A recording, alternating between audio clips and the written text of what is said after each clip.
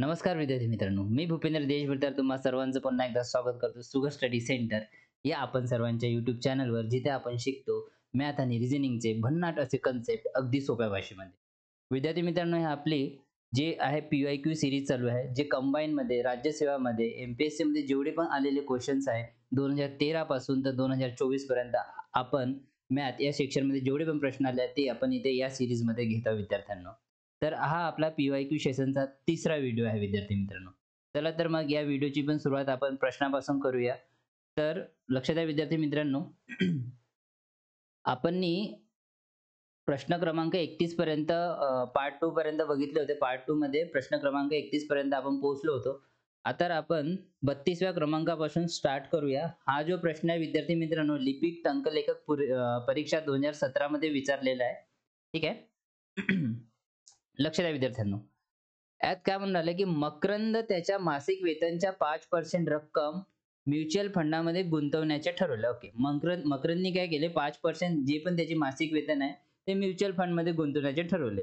परंतु प्रत्यक्ष गुंतवणुकीच्या वेळेस त्याने ठरलेल्या रकमेऐवजी 1500 ची रक्कम काय केली, गुंतवणूक केली, जी रक्कम त्याने ठरवलेल्या रकमेच्या 75% एवढी होती. तर मकरंदचे मासिक वेतन किती आहे? तर आपल्याला हा प्रश्न फाइंड आउट करायचा आहे आणि हा क्लर्क टायपिस्ट प्रिलिम्स एक्झामिनेशन 2017 मध्ये आलेला हा प्रश्न आहे विद्यार्थ्यांनो. ठीक आहे. चला तर लक्ष द्या इकडे. तर आपण काय करू, सगळ्यात पहिले कन्सिडर करू की मकरंदचे जे मासिक वेतन आहे ते किती आहे विद्यार्थ्यांनो, X आहे. ओके. पुन्हा प्रश्नाकडे लक्ष द्या विद्यार्थ्यांनो. मकरंदने त्याच्या मासिक वेतनच्या 5% रक्कम म्युच्युअल फंडामध्ये गुंतवण्याचे ठरवले. हा त्याचे वेतन आहे. वेतनच्या किती 5% त्यांनी काय केलं, इन्व्हेस्ट करण्याच्या गुंतवणूक करण्याचे ठरवले. ओके. एवढी रक्कम त्यांनी गुंतवणूक करण्याची ठरवली. ठीक आहे. परंतु प्रत्यक्ष गुंतवणुकीच्या वेळेस त्याने ठरवलेल्या रकमेच्या 1500 ची गुंतवणूक केली, जी रक्कम त्याने ठरवलेल्या रकमेच्या 75% एवढी होती. ओके. म्हणजे बघा, नंतर त्याने काय केलं, नंतर याच्यात तो चेंजेस करून राहिला.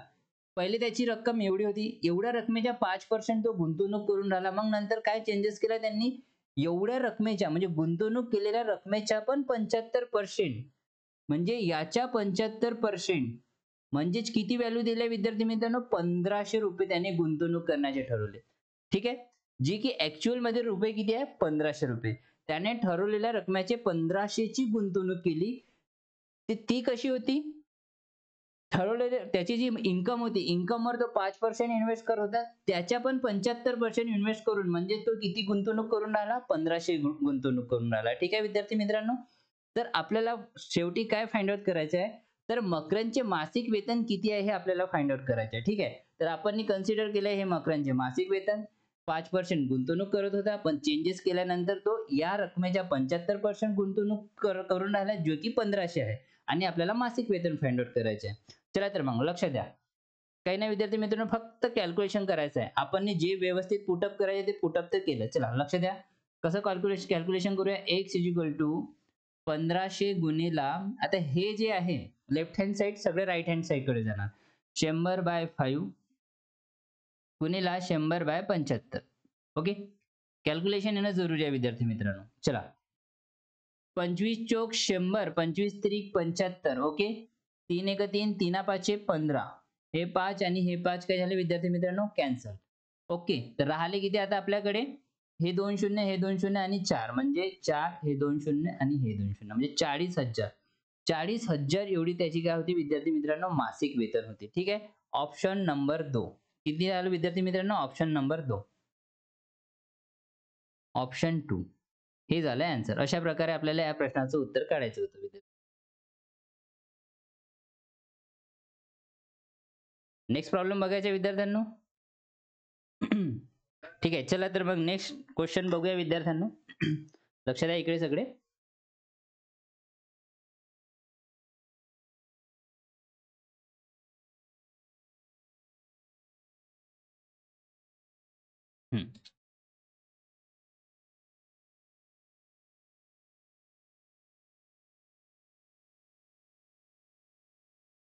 चला लक्ष द्या सगळे.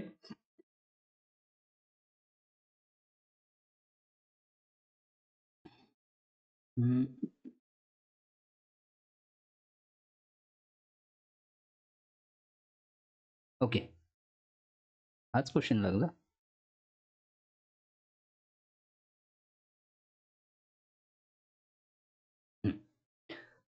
प्रश्न क्रमांक 33. आशाला एका परीक्षेत पास होण्यासाठी 40% गुणाची गरज असते. तिला 210 गुण मिळतात आणि तिला पास होण्यासाठी लागणाऱ्या गुणांपेक्षा 10 गुण अधिक मिळतात. तर परीक्षेतील अधिकाधिक गुण किती? अच्छा. परीक्षेतील अधिकाधिक गुण आपल्याला फाइंड आउट करायचे आहे. ठीक आहे विद्यार्थी मित्रांनो. लिपिक टंकलेखक पूर्व परीक्षा 2017 मध्ये आलेला हा प्रश्न आहे. चला. तर आशाला एका परीक्षेत पास होण्यासाठी 40% गुणाची गरज असते. किती? 40% तिला मार्क पाहिजे असते. ओके. तिला 210 गुण मिळतात. किती मिळतात विद्यार्थी मित्रांनो? 210 गुण मिळतात. ओके. तिला पास होण्यासाठी लागणाऱ्या गुणांपेक्षा 10 गुण अधिक मिळतात. अच्छा, म्हणजे बघा 210 म्हणजे 10 गुण तिला अधिक मिळतात. म्हणजे हे 200 प्लस 10 म्हणजे हे 10 गुण तिला अधिक मिळतात. ओके. पण आशाला एका परीक्षेत पास होण्यासाठी 40% गुणांची गरज आहे आणि तिला 10 मार्क जास्त मिळून राहिले. म्हणजे आपण म्हणू शकू की ह्या 40% ची व्हॅल्यू जे 200 आहे. म्हणजेच आपण इथे असं पुट करू शकू 40% ची व्हॅल्यू किती विद्यार्थी मित्रांनो? 200. तर मग 100% ची व्हॅल्यू किती? हे आपल्याला इथे फाइंड आउट करायचं आहे. हे किती टाइम्स आहे विद्यार्थी मित्रांनो? 5 टाइम्स आहे. आहे की नाही? 4 पंचे 20 आणि हा 0. तर हे पण काय होणार विद्यार्थी मित्रांनो? 5 टाइम्स म्हणजे किती येणार? 500. हे काय झालं? उत्तर. Option number 2. अशा प्रकारे आपल्याला हे आन्सर काढायचं होतं. ठीक आहे? समोर जायचं? सोपी क्वेश्चन होता. चला. समोरचा क्वेश्चन बघूया.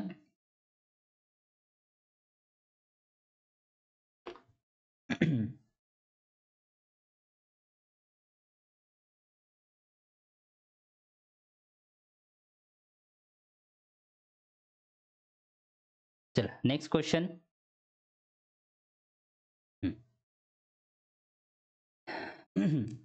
जर प्रश्न क्रमांक 34 जर A चा पगार B पेक्षा 20% नी कमी असेल तर B चा पगार A पेक्षा किती टक्क्यांनी जास्त आहे? ठीक आहे. हा पण टायपिस्ट प्रिलिम्स 2017 मध्ये आलेला प्रश्न आहे. A चा पगार B पेक्षा 20% नी कमी आहे. ओके. A चा पगार B पेक्षा 20% नी कमी आहे. B 100 असेल तर हा किती असेल? 80 कारण 20% ने कमी म्हणते. तर B चा पगार A पेक्षा किती टक्क्यांनी जास्त आहे? आता जास्त आणि कमी वाली मी तुम्हाला ट्रिक सांगितली होती. जर जास्त म्हटलं तर बघा याच्यात डिफरन्स किती आहे? 20. आता जास्त म्हटलं तर आपण नेहमी काय घेतो? खाली कमी व्हॅल्यू घेतो. म्हणजे याच्यातनं कमी व्हॅल्यू घेतो. जास्त म्हटलं तर इंटू 100% करू. चला करा फाइंड आउट. बेक बे, बेचूक 8 म्हणजे 25% नी काय आहे विद्यार्थी मित्रांनो? जास्त आहे. किती? 25%. ऑप्शन 3. हे झालं आन्सर.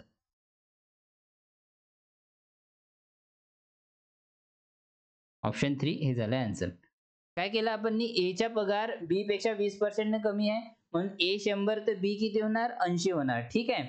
तर B चा पगार A पेक्षा किती टक्क्यांनी जास्त आहे? जास्त म्हटलं तर ह्या दोघातली आपण कमी व्हॅल्यू खाली लिहितो आणि ह्या दोघाचा डिफरन्स इथे लिहितो. बघा ह्या दोघातनं कमी व्हॅल्यू जास्त म्हटलं तर कमी व्हॅल्यू घ्यायची जी की आपण खाली घेतली आहे. ठीक आहे. डिनॉमिनेटर मध्ये आणि न्यूमरेटर मध्ये या दोघाचा डिफरन्स घेतला आणि याचे 100% घेतले. असे म्हणून आपल्याला किती मिळालं? B चा पगार A पेक्षा कितीनी जास्त आहे विद्यार्थी मित्रांनो? 25% नी. ठीक आहे. हा प्रश्न अशा प्रकारे सॉल्व्ह करायचा होता. चला नेक्स्ट क्वेश्चन बघूया. ओके. चला नेक्स्ट क्वेश्चन कडे लक्ष द्या विद्यार्थ्यांनो. पुढचा प्रश्न.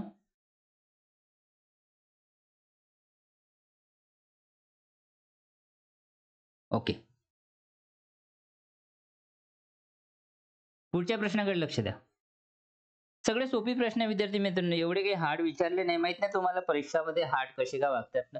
पण तुम्ही जर माझा हा व्हिडिओ बघत असेल, माझे पूर्ण सेशन कंप्लीट करत असेल ना विद्यार्थी मित्रांनो, तुम्हाला कधीच डाऊट उरणार नाही. कोणत्याच म्हणजे अशा प्रकारचे क्वेश्चन आले तर तुम्ही पटापट सॉल्व्ह करू शकणार विद्यार्थ्यांनो. ठीक आहे. लक्ष द्या ह्या प्रश्नाकडे. शीतल आपल्या मासिक पगाराच्या 10% रक्कम कपड्यावर खर्च करते. शिल्लक रकमेपैकी 10% रक्कम प्रवासावर खर्च करते. तर तिचा पगार 6,000 रुपये असेल. जर तिचा पगार किती विद्यार्थ्यांनो? 6,000 असेल. ओके. तर तिची बचत किती रुपये असेल? आता बचत काढायची आहे. मी शिल्लक वाली ट्रिक सांगितली होती विद्यार्थी मित्रांनो. पुन्हा प्रश्नाकडे लक्ष द्या. शीतल आपल्या मासिक पगाराच्या 10% रक्कम कपड्यावर खर्च करते आणि इथे काय म्हटलंय शिल्लक. शिल्लक म्हटलं तर 10% खर्च करते म्हणजे राहिले किती विद्यार्थी मित्रांनो 90%. ओके 10% खर्च केले 100 सोबत कंपेअर केलं तर 100 मधून 10 गेले 90%. राहिले किती 90%. आणि शिल्लक रकमेपैकी 10% रक्कम प्रवासावर खर्च करते. मग याची पण शिल्लक 10% रक्कम म्हणजे राहिले किती 90%. एवढे प्रवासावर खर्च करते.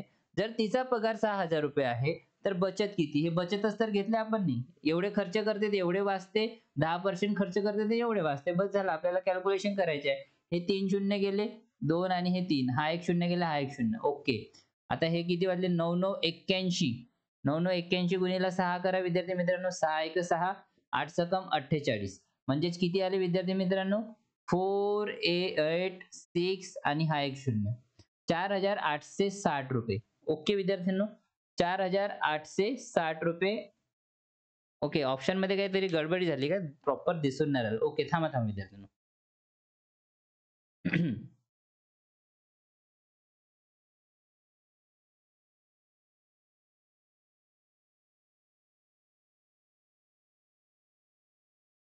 ओके. ठीक आहे. चला.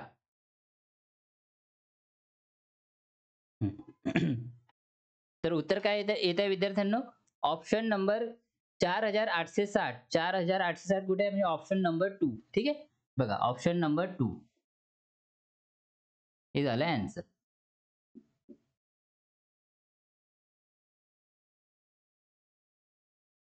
ठीक आहे. हा प्रश्न आला होता टॅक्स असिस्टंट प्री एक्झाम मध्ये 2017 मध्ये आलेला प्रश्न आहे विद्यार्थ्यांनो. चला नेक्स्ट प्रॉब्लेम बघूया. लक्ष द्या सगळे.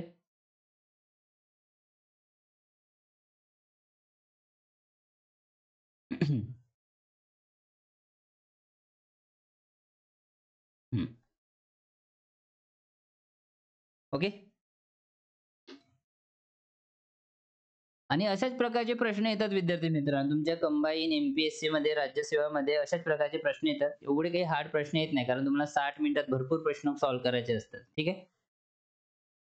ओके. लक्ष द्या. ह्या प्रश्नाकडे लक्ष द्या. प्रश्न नंबर 36. जर आयताची लांबी निम्मी व रुंदी तिप्पट केली तर आयताचे क्षेत्रफळ किती टक्के बदलेल? कर सहाय्यक पूर्व परीक्षा 2017 मध्ये विचारलेला प्रश्न आहे. ओके. एक आयत आहे विद्यार्थी मित्रांनो. चला ठीक आहे. हा आयत घेतला आपण. ओके. याची लांबी x असेल आणि रुंदी y असेल. ओके. मग काय चेंजेस होऊन राहिले? जर आयताची लांबी निम्मी म्हणजे अर्धी होऊन राहिली. ओके. हे जे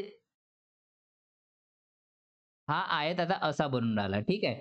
याची जी लांबी आहे ते x/2 म्हणजे हाल्फ होऊन राहिली, निम्मी होऊन राहिली आणि रुंदी तिप्पट होऊन राहिली. तर हे y होते तर ही रुंदी काय होऊन राहिली? 3 तिप्पट होऊन राहिली. 3y झाली. ओके. तर जो चेंजेस झाला तो आपल्याला सांगायचा आहे. तर एरिया काय असतो? लेंग्थ इंटू ब्रेथ म्हणजे x इंटू y. याचा एरिया काय होणार विद्यार्थी मित्रांनो? याचा एरिया होणार x into y. Okay.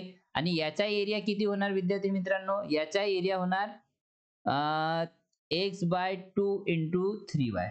Okay. यालाच आपण असं लिहू शकू 3/2xy. ओके. ठीक आहे. एवढं कळलं?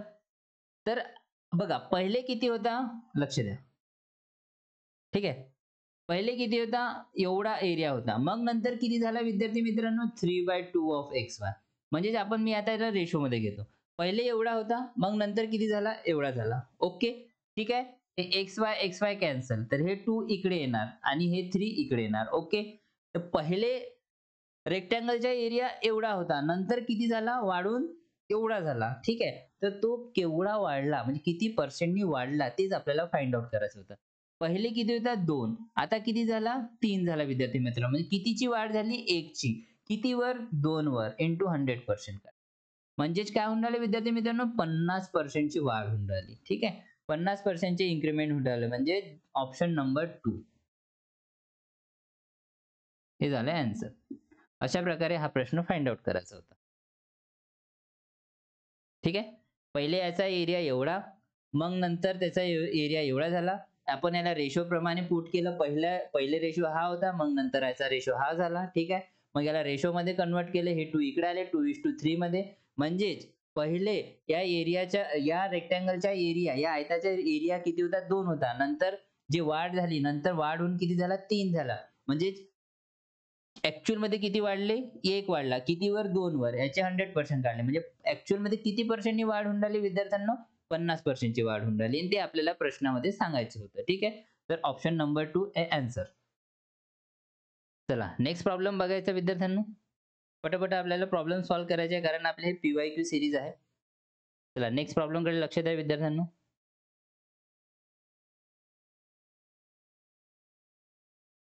हं. ये दुःख है दर्द है गम जो भी है बस तेरे अंदर है अपने बनाए हुए पिंजरे से बाहर निकल कर तो देख तू भी एक सिकंदर है कि नहीं विद्यार्थी मित्रों? हर एक जन यहाँ पे सिकंदर है। ये दुःख है दर्द है गम जो भी है बस तेरे अंदर है अपने बनाए हुए पिंजरे से बाहर निकल कर तो देख तू भी एक सिकंदर है. तर विद्यार्थी मित्रांनो इथे कोणी पण नवीन स्टुडंट असेल ना प्लीज आमच्या चॅनलला म्हणजे सुगर स्टडी सेंटर या चॅनलला सबस्क्राईब करा आणि व्हिडिओ आवडत असेल तर लाईक करा आणि आपल्या मित्र-मैत्रिणींपर्यंत शेअर पण करा विद्यार्थ्यांनो. ठीक आहे? चला मग. हा प्रश्न बघा विद्यार्थी मित्रांनो प्रश्न नंबर 37. लक्ष द्या इकडे सगळ्यांनी. जर A 60% बी आहे, बी 40% सी आहे आणि सी 20% डी आहे, तर 6D हे 20A च्या किती टक्के आहे? काय म्हटलंय?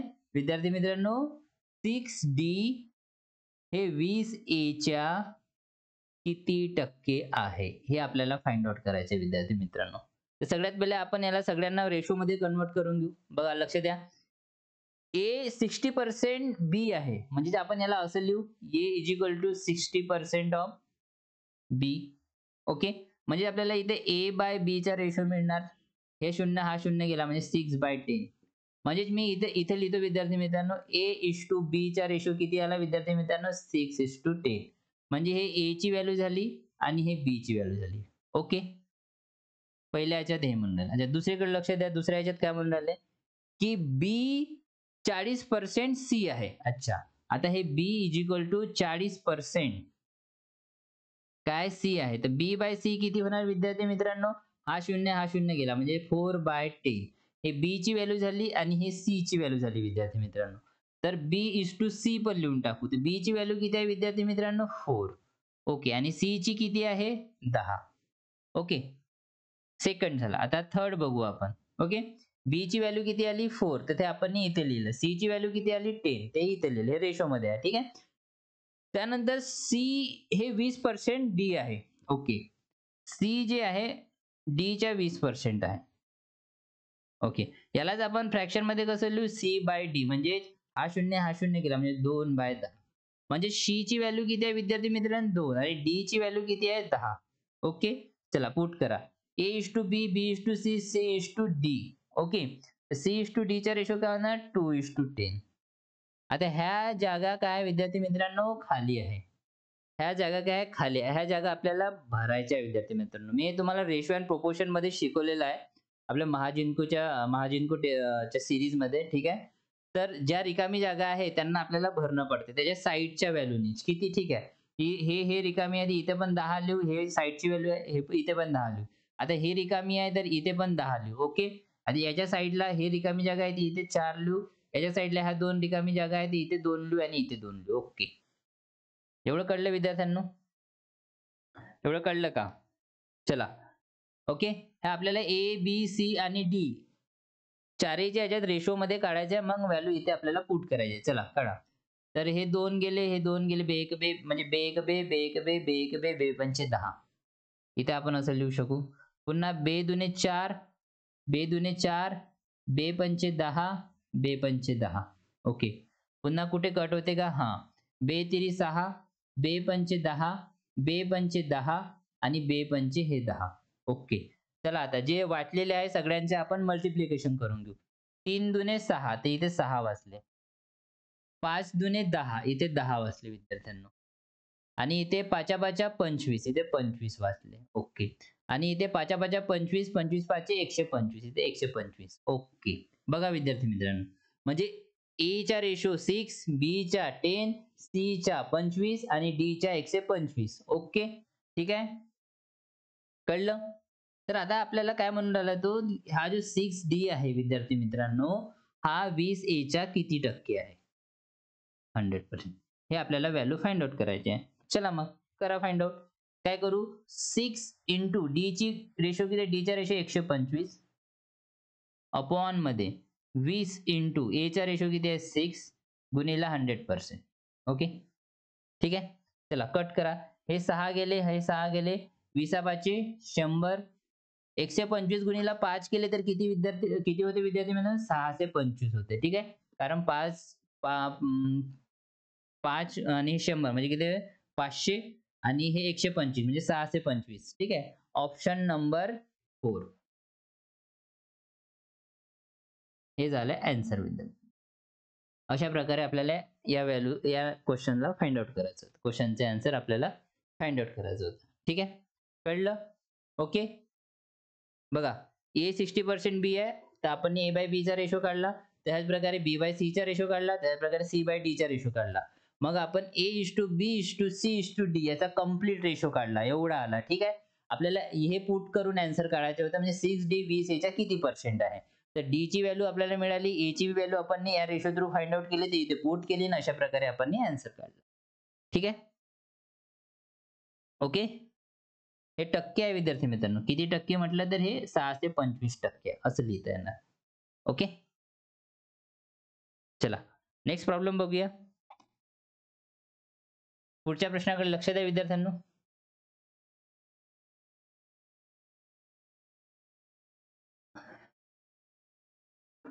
पुढच्या प्रश्नाकडे लक्ष द्या. ओके. चला नेक्स्ट प्रॉब्लेम बघूया.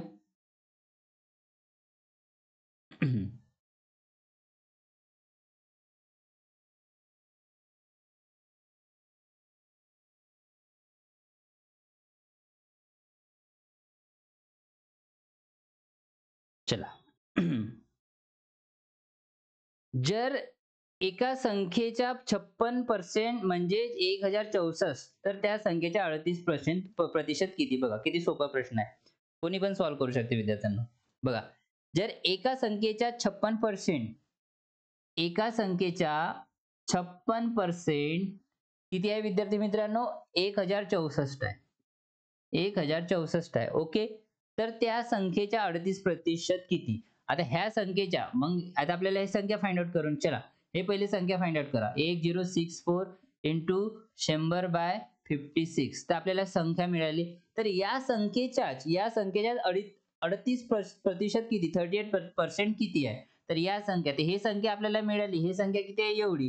तर याच्या 38% काढायचं आहे. काय काढायचं आहे? याच्या 38%. काढा मग विद्यार्थी मित्रांनो. ठीक आहे. ओके. याला एक वेनी पुन्हा सॉल्व्ह करता येते. कशा प्रकारे? इकडे लक्ष द्या. जर एका संख्येच्या 56% 1064 आहे. म्हणजे हे 56% ची व्हॅल्यू दिली आहे 1064 तर 38% ची व्हॅल्यू किती? ठीक आहे. याला क्रॉस करून आपल्याला हे पण सॉल्व्ह करता येते. चला इथे सॉल्व्ह करू. हे 100 गेले, हे 100 गेले. याला हाफ करू. 19 दुने 38 आणि 28 दुने 56. ठीक आहे. ओके. पुन्हा काय करता येते इथे आपण बघू. 7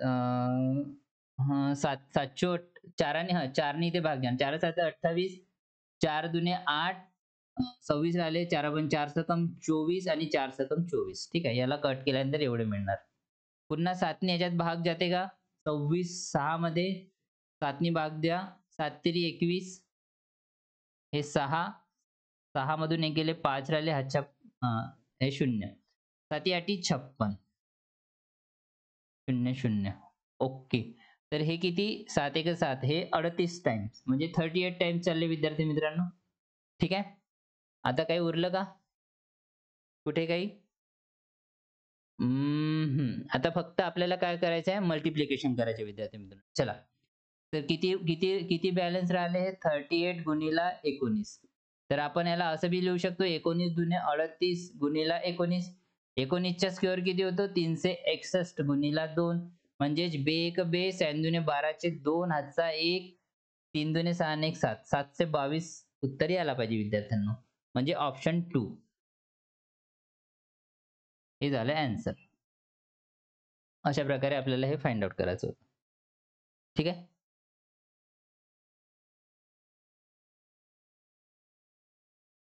ओके, बघा. एका संख्येच्या 56% एवढा आहे. ओके. त्याची आपल्याला तर आपण ती संख्या फाइंड आउट केली एवढी. मग याच्यात 38% आपल्याला फाइंड आउट करायला लावला, जो की 722 निघाला. ठीक आहे. चला नेक्स्ट प्रॉब्लेम बघूया. नेक्स्ट प्रॉब्लेमकडे लक्ष द्या विद्यार्थ्यांनो.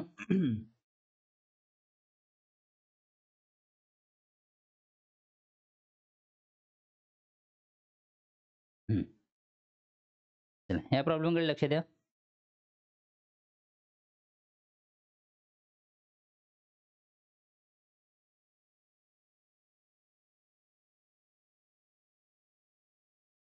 चला.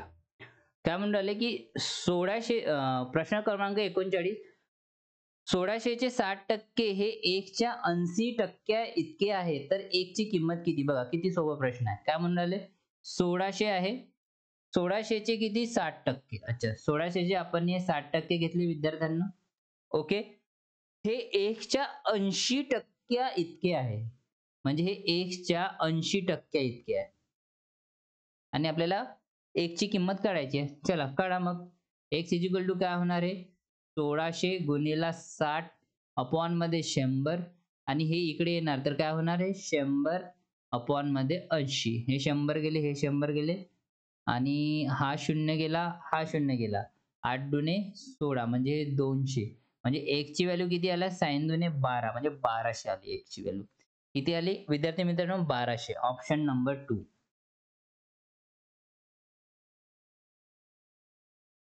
हे झालं ॲन्सर. अशा प्रकारे या प्रश्नाला सॉल्व्ह करायचं होतं विद्यार्थ्यांना. ठीक आहे. चला. सोपी आहे ना विद्यार्थी मित्रांनो? काही कोणाला कुठे काही हार्ड, कोणाला डाऊट, काही कन्फ्युजन वगैरे वाटत आहे का? असं वाटत असेल तर प्लीज कमेंट बॉक्समध्ये नोंद म्हणजे टाइप करा आणि लिहा, की सर मला ह्या प्रश्नामध्ये असा-असा डाऊट आहे. Please clarify my doubt. तर मी त्याचा क्लॅरिफाय करणार, त्याचे सोल्युशन सांगणार, व्यवस्थित समजून सांगणार विद्यार्थी मित्रांनो. ठीक आहे. चला नेक्स्ट प्रश्न बघूया.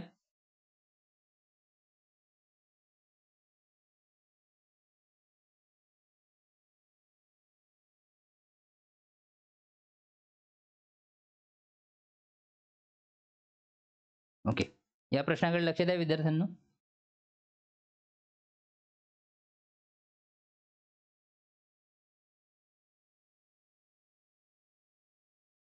हां.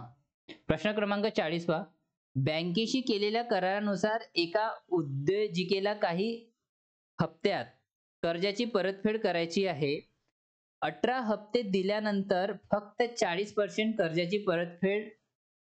अच्छा, 18 हप्ते दिल्यानंतर फक्त 40% कर्जाची परतफेड करायची आहे, असे तिला आढळले. त्यानंतर तिने द्यायच्या उरलेल्या हप्त्याची संख्या निवडा. म्हणजे उरलेल्या हप्त्याची संख्या आपल्याला फाइंड आउट करायची आहे. बघा, लक्ष द्या.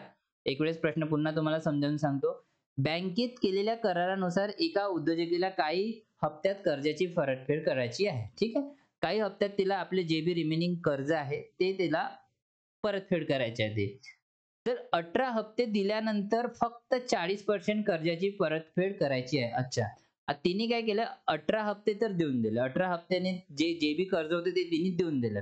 आता काय आहे, की 40% जे रक्कम आहे ते बाकी आहे. तर ते 40% रक्कम किती हप्त्यात पूर्ण करणार ते आपल्याला इथे फाइंड आउट करायचं आहे. तर मला सांगा विद्यार्थी मित्रांनो, 40% रक्कम द्यायची बाकी आहे. तर 60% तर दिली असेल विद्यार्थी मित्रांनो.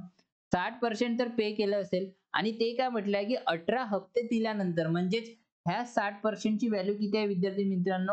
18 आहे आणि आपल्याला 40% ची व्हॅल्यू काढायची आहे. म्हणजेच 60% ची व्हॅल्यू म्हणजे 18 म्हणजे 60% तिने रक्कम म्हणजे तिची जी रक्कम आहे, जे त्यांनी कर्ज आहे ते परतफेड केलं. किती? 18 हप्त्यात. आता वाचले किती? 40%. तर हे 40% किती हप्त्यात पे करणार ते आपल्याला इथे फाइंड आउट करायचं आहे. ठीक आहे. म्हणजे आपल्याला x ची व्हॅल्यू फाइंड आउट करायची. चला क्रॉस करा. x काय होणार विद्यार्थी मित्रांनो? 40 गुणिले 18/60 असं होणार. ओके. x मग इथे हा 0 गेला, हा 0 गेला. sin तेरी 18 म्हणजे 4 तेरी 12. 12 हप्ते. किती विद्यार्थी मित्रांनो? 12 हप्ते. म्हणजे 40% जे कर्ज तिला पेड करायचं आहे, पूर्णपणे कंप्लीट करायचे ते 12 हप्त्यात करणार. ठीक आहे. Option number 1.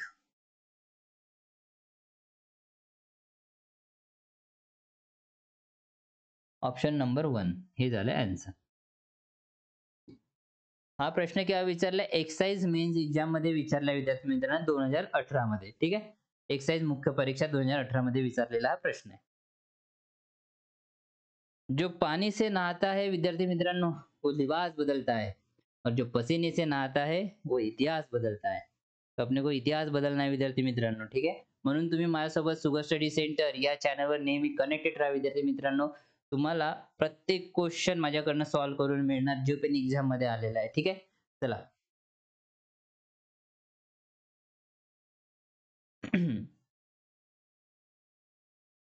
चला नेक्स्ट प्रॉब्लेम बघा विद्यार्थ्यांनो.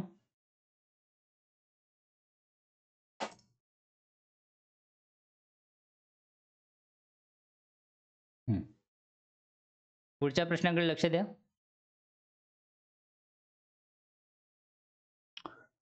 पुढचा प्रश्न काय म्हणते? 41वा प्रश्न आहे. एक्स व वाय या दोन संख्या झेड या तिसऱ्या संख्येपेक्षा, अच्छा, एक संख्या एक्स आहे, एक संख्या वाय आहे आणि एक संख्या झेड आहे. ओके. तर झेड या तिसऱ्या संख्येपेक्षा अनुक्रमे 20% आणि 28% नी कमी आहे. तर झेड 100 असेल तर पहिली संख्या कितीने म्हणून राहिले? 20% नी. तर म्हणजे किती आहे? 80 आहे. दुसरी संख्या 28 म्हणजे हे किती आहे? 72 आहे. ओके. एवढं तर कळलं. तर y ही संख्या x पेक्षा किती टक्के लहान आहे? अच्छा, ह्या दोघांचं. आणि लहान आहे, लहान आहे म्हटलं तर मोठी संख्या घ्यायची कारण ह्या दोघांविषयी विचारून राहिलं. काय विचारून राहिलं? y ही संख्या x पेक्षा किती टक्क्यांनी लहान आहे? तर ह्या दोघांचा डिफरन्स किती आहे विद्यार्थी मित्रांनो? 8. आणि लहान म्हटलं तर ह्या दोघातली मोठी संख्या घ्यायची. मोठी संख्या काय आहे? 80. तर याच्या खाली घेऊ. इंटू 100%. बस. या दोघांविषयीच चर्चा करत होते ते.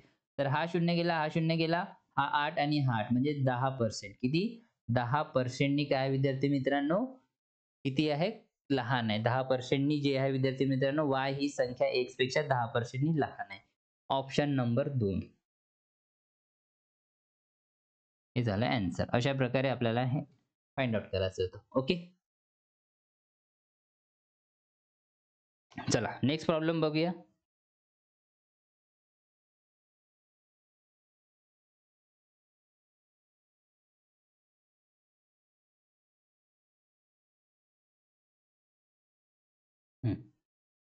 पुढच्या प्रश्नाकडे लक्ष द्या विद्यार्थ्यांनो.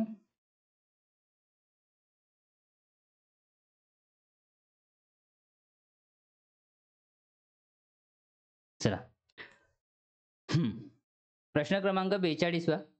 नव्या घरगुती अंदाजपत्रकात पेट्रोलची किंमत 10% ने वाढली.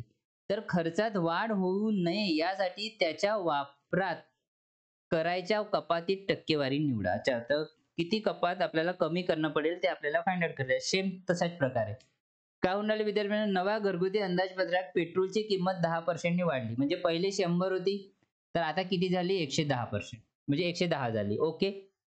तर खर्चात वाढ होऊ नये त्यासाठी त्याच्या वापरात करायच्या कपातीची टक्केवारी निवडा. अच्छा. पहिले 100 रुपये तो पेट्रोलवर खर्च करत होता विद्यार्थी मित्रांनो. आता ते पेट्रोलची किंमत 110 झाली. ठीक आहे. पेट्रोलची किंमत आता 110 झाली. पण त्याला आता 110 रुपये खर्च करायचे नाही. त्याला 100च रुपये खर्च करायचे आहे. म्हणजे 100 रुपयात 1 लिटर पेट्रोल येत असेल, 100 रुपयात 1000 ml पेट्रोल येत असेल, तर त्या आता 110 रुपये किंमत झाली आहे. आता 110 रुपयात त्याला पेट्रोल नाही घ्यायचे, त्याला 100 रुपयातच घ्यायचं आहे. म्हणजे त्याला पेट्रोल 1000 ml पेक्षा कमी मिळणार. म्हणजे बघा 100 रुपयात किती? 1000 ml पेट्रोल भेटत होतं पहिले. आता 110 रुपये झालं. पण 110 झाल्यामुळे त्याला काय 100च रुपये खर्च करायचे आहे. तर 100 रुपये खर्च करायचे तर ऑब्व्हियसली याची जी किंमत आहे ते काय होणार? डाउन होणार. म्हणजे हे जे आहे मिलीलीटर पेट्रोल जे आहे 1000 मिलीलीटर हे त्याला काय याच्यात कपात करणं पडेल. म्हणजे त्याला एक तर 900 या 800 ml असं काहीतरी घेणं पडेल 100 रुपयात. तर हे कपात करणं पडेल. ते कपातीत म्हणजे या कपातीत किती कपात करून राहिला? म्हणजे यासाठी त्याच्या वापरात करायच्या कपातीत टक्केवारी निवडा. म्हणजे याचा वापर करण्यासाठी किती तो टक्केवारी कमी करून राहिला ते आपल्याला फाइंड आउट करायचं आहे. ठीक आहे. तर 100 राहून 110 झाले म्हणजे फरक कितीचा आहे? 10चा. आणि कमी करून राहिला म्हणून आपण काय घेऊ? काय घेऊ आपण? याच्यातली मोठी संख्या घेऊ. ठीक आहे. 110 गुणिले 100% करू. ओके. हा 0 हा 0 म्हणजे 1/11% ची व्हॅल्यू काय असते विद्यार्थी मित्रांनो? काय असते? 09.09%. जर इंटू 100% केले याला तर. ठीक आहे. म्हणजे याला आपण पुन्हा कशा प्रकारे लिहू शकतो? 9 1/11%. ठीक आहे. हे झालं answer. Option number option number 4. हे झालंय आन्सर. म्हणजे कपात कुठे करायचं त्याला? हे जे 1000 ml भेटत होतं, ते 1000 ml न घेता त्याला कमी ml मध्ये पेट्रोल घेणं पडेल विद्यार्थी मित्रांनो. म्हणजे 1 लिटरपेक्षा कमी घेणं पडेल म्हणजे त्याला कपात करणं पडेल. पण तो पैसे जेवढेचे तेवढे देणार. 100 आहे तर 100च देणार. 110 देणार नाही. ठीक आहे. कुठेतरी ते त्याला मॅनेज करणं पडेल. तेव्हाच तर जाऊन त्याचं घर भाडं जे आहे ते बॅलन्स राहणार. ओके. घर खर्च त्याचा बॅलन्स राहणार. तर ते अशा प्रकारे फाइंड आउट करायचं. 100 वरून 110 झाल्या, दोघांचा डिफरन्स घेतला. कपात म्हणजेच कमी करून राहिलो म्हणून कमी म्हटलं तर मग जास्त व्हॅल्यू खाली घ्यायची 110. ठीक आहे. अशा प्रकारे 1/11 into 100% याचे किती आलं? 0.09% म्हणजे 9 1/11% हे आन्सर आलं. हे ऑप्शन नंबर 4. ठीक आहे. ओके.